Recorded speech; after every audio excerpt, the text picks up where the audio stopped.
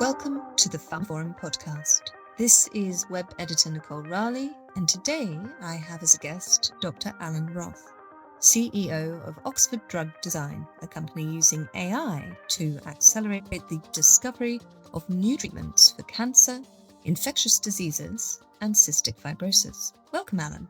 Thank you very much, Nicole. It's a pleasure, and thank you for having us on your program.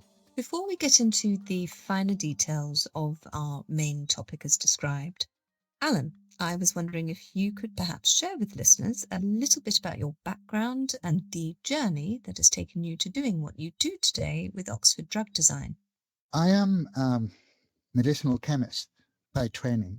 I've been an organic chemist since my PhD and Oxford work in postdoctoral medicinal chemistry, and started my career at Merck & Company in the US in the new lead discovery department that designs new molecules from scratch for medical use. So from the earliest stages of my career have been focused in that area of science. Now, along with my scientific career in designing new molecules, I spent a lot of time also on the business side, doing management consultancy in a number of industries, then in the investment side, investing both in pharmaceuticals and biotech, as well as other industries. So I got a firm grip on not just the science, but also how companies do work well and how sometimes they don't, and how to allocate capital, particularly in our industry, which is life sciences, and take capital from good opportunities and prospectively good drugs into ones that have lesser of a prospect. So with that combination, I started together with a fellow chemist a company in the United States, Chiral Quest, in my specific area of chemistry, which is chiral chemistry. It's a special area of synthetic chemistry, to develop pieces of active small molecules with very high technology. And I took that company public in the United States, and that was a very successful. The company is now reprivatized, but we have over 600 employees, and we serve the vast majority of pharma and biotech companies worldwide. So it is with that background combined in designing new molecules and business in our sector that I joined Oxford Drug Design as CEO and have been taking the company forward in these exciting areas that you mentioned in the introduction.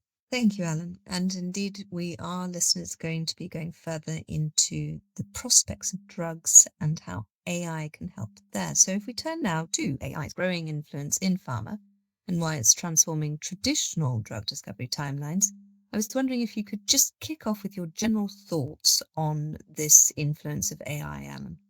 This is a contribution to drug discovery and design, which is not new. What is new is the nomenclature, the words that people use to describe it. But computational input to discover new drugs has been around for decades. What has changed, alongside, of course, the depth of the biochemical understanding, is the capability to process much more data and to bring it all together in a uniquely powerful way.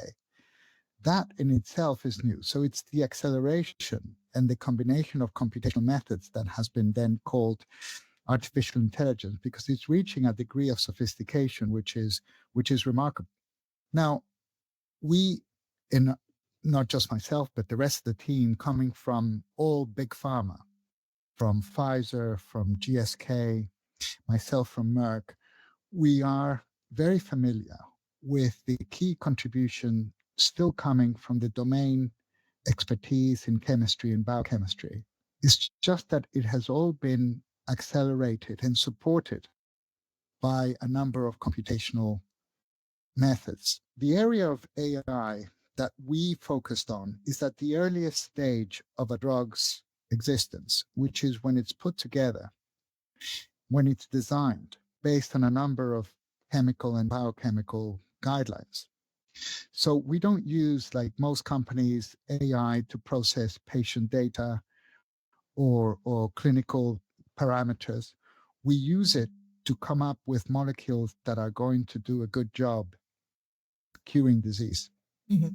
So overall, it is an exciting time for us to be developing and discovering new drugs with every day continuing advances, both in the domain science as well as the computational capability. I cannot pinpoint anything in particular, but there are so many moving parts that are all going forward at an accelerated pace that it is very exciting across the board.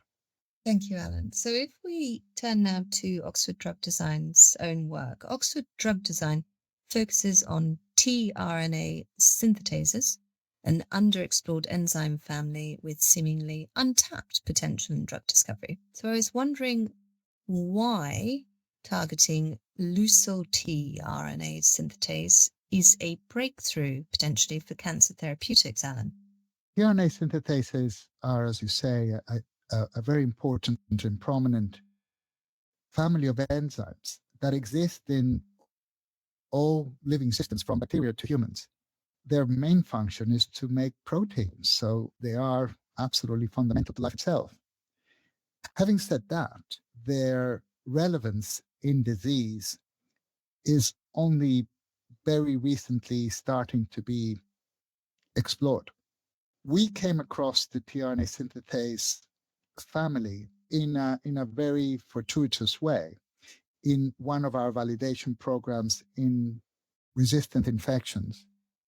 And as a result of being familiar with one, we've continued to deepen our understanding of that family and came across the literature, academic work in the potential relevance of the leucyl-tRNA synthetase. And this is when we explored it further in vitro, which is the stage where one tests molecules in test tubes against certain diseases and then in vivo. And it has gone from strength to strength that our hypothesis on how leucyl-tRNA synthetase participates in oncological cascades and proliferation has been very successful. Now, the approach on tRNA synthetase, particularly the leucyl member of the family, it is indeed a breakthrough because it has the potential to address a problem that has plagued the pharma industry for a long time because the cascade that it deactivates affects about 70% of cancer tumors. And so there have been a number of drugs that have been developed against this. Many of them work and they're widely prescribed, blockbuster products, but they've continued to suffer from lack of efficacy and side effect problems. And we have the potential by choosing this novel target, this first-in-class approach with new molecules to treat potentially up to 70% of tumors in a completely new, more effective and safer way. So this is really the result of both our expertise in this enzyme family alongside our computational power. So I want to pick up on that final statement of yours there, Alan, with the role of computational power alongside the scientific expertise. And my next question is also about the roots of that knowledge. How have the company's roots in Oxford, for example, coupled with this computational expertise, with the AI-driven approach, really propelled matters forwards in terms of the biotech innovation here? I mean, very basically, how does combining deep enzyme biology expertise with GenAI, for instance, enable faster, smarter, more efficient drug development? But we'll leave it there with the questioning because then we'll knuckle down into whether this is just applicable in cancer also a little later in the conversation. Well, excellent question, but I have to take you a step back. Your first question was specifically about our capability. The second part of the question was more generally whether GenAI compared to biochemical expertise leads to something. There is no guarantee of that. It's a very difficult thing to develop a new drug, no matter how you approach. But let me answer specifically how Oxford Drug Design came up with this platform. So we spun out of the chemistry department of Oxford University based on the seminal pioneering work in computational chemistry of our academic founder, Professor Graham Richards, who passed away earlier this year. He developed a number of seminal ideas in how to use computational methods in chemistry. And when the company was spun out from his labs, he was initially designing just software to do that. And the company then transformed into a drug discovery business where we internally started to take advantage of these very appealing molecules that seem to work. And then we now have a drug discovery business, which is Oxford Drug Design, that has made the original computational platform far more sophisticated and effective over the years, and now is a central tool for us to develop our internal pipeline. Mhm. It so happens, Nicole, that we are also being approached by a number of external biotechs and pharma who know about our successes with our internal pipeline and have been asking us to resolve their own drug discovery challenges using our GenAI capabilities. And we've started to do that quite successfully. The company, by the way, is raising capital in order to grow both our products towards the clinic as well as this computational capability. And a number of people have been approaching us to be part of this next phase of growth. At the same time, then, this capability has delivered a number of very accurate programs in these diseases to the point where everything that we've done is first in class with new targets, new mechanisms of action, and of course, highly innovative molecules that could only be possible because our computational work has been made more sophisticated, more effective over the years, and our understanding of the tRNA synthethases, in particularly leucyl, but other members of the family as well. Now, let me move to the other part of your question. Our platform is completely disease agnostic. It is target agnostic. It is mechanism agnostic. And this is why external companies have been coming to us and we've been successful in resolving their discovery issues as well, because we can apply this capability to things that are completely unrelated to the things that we're doing internally and completely unrelated to the tRNA synthetases or whatever. We've been working on enzymes of interest to completely different companies approaching disease and whatever diseases there might be in a completely different way. And this validates the power of our computational capability because it goes beyond the immediate applicability to one or two enzyme families. It's not enzyme dependent.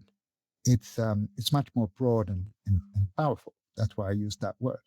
Thank you, Alan. So there's a key focus here on the sophistication of the computational capabilities of Oxford Drug Design. So my next question, which you can probably preempt at this juncture in the conversation, Alan, is tell us more about synthetase. The key, having made the previous statement that computational methods have been used for a long time, much more than people imagine, is how does one's platform differentiate itself from others? There are not dozens, there are probably hundreds of companies doing computational work in AI, and they all claim to be doing things in a very special way. We're very modest because no one has ever run the experiment of developing a new drug with two tracks, the same way you develop a new drug in a blind trial. You have a placebo and then you have the drug.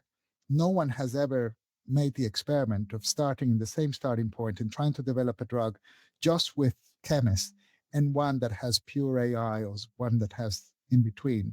So to this day, the claim that AI can solve X% or accelerate this much of the process has really not been validated directly.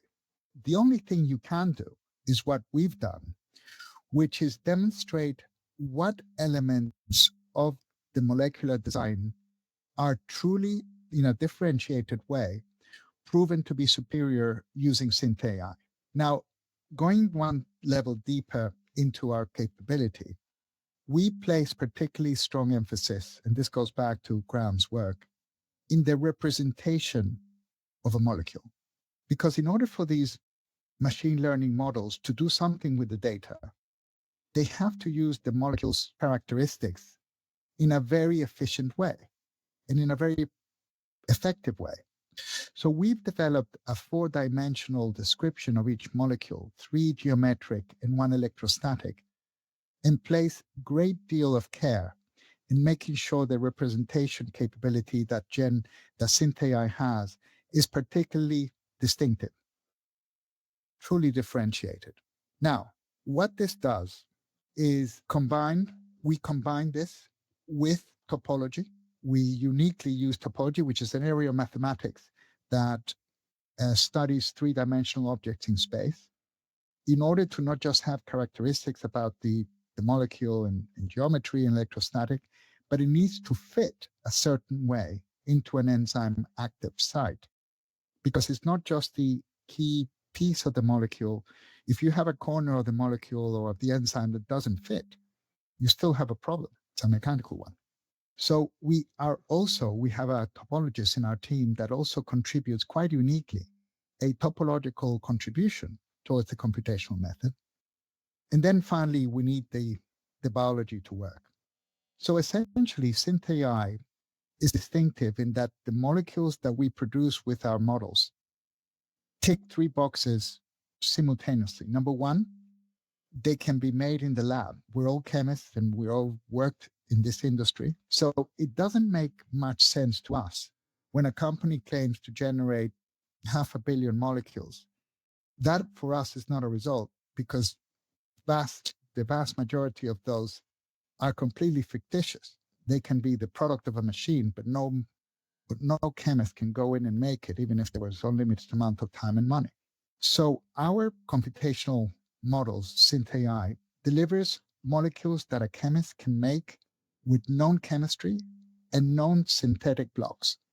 Secondly, and this goes back to also my expertise from CaraQuest, in that we produce already industrial quantities of marketed drugs, that process needs to be robust in order to sustain scale up and eventually industrial possibility. We're no longer working in an academic lab making research amounts of stuff. We need to make sure this can be eventually produced to feed patients. And of course, that the molecules that can be made and can be made at scale also going to have the desired biological activity. So we have been successful in our programs and also with external companies, because synthetase and our overall platform is able to really cut to the chase and make a smaller selection than other companies out there. But that selection does work, and chemists can go out there, make them, test them, and feed the model again the same way we do it internally. Thank you, Alan. So my last question pertains to the future. In terms of cancer therapies and the broader implications for AI-driven drug discovery in other diseases, what takeaway thoughts do you want to leave us with there? The computational revolution is accelerating the medical field from start to finish. We, as mentioned, are focused at the very early stage of it, which is critical, because to the extent that a molecule is carefully put together, the amount of money and the amount of time that it will require later on can ideally be optimized and reduced. And this principle probably can be applied at other stages of the drug's life. There is no question that not only for the design of a drug where we are active, but also in the clinical phase where patients are producing a huge number of data points and different parameters, where we're just at the beginning of how patterns can be discovered and how they can be used for this drug, which is already in the clinic, to be optimized and to reduce side effects. And then, of course, there is a very important element of computational follow-up, which is once a drug is launched, it would be fantastic. There is, as you know, 3 clinical phases, and then there is a phase 4 where the drug is already launched. And the amount of information from patients already in the field when it's being sold and prescribed and taken by patients that's when it really has its broadest potential, perhaps, to feed back into how the drug is performing. However, we are firm believers that the critical phase of AI and where the contribution stands to be greatest is at the phase where we are active in, which happens to be the creation of the drug in order to optimize every subsequent step. Thank you, Alan. It's been a pleasure. Same here, Nicole. Thank you for having me. And that concludes another episode of the pharmaphorum podcast. You can find more information about this episode, including a download link and information about previous installments at pharmaphorum.com/podcasts. The pharmaphorum podcast is also available on Apple Podcasts, Spotify, Overcast, Pocket Casts, Podbean, and pretty much wherever else you download your other podcasts from. Just search for pharmaphorum and follow and hit subscribe. Of course, don't forget to visit our website itself, where you can sign up for daily and weekly news and analysis bulletins. And do follow us on Blue Sky and LinkedIn at pharmaphorum. That's all for now. Thank you for listening.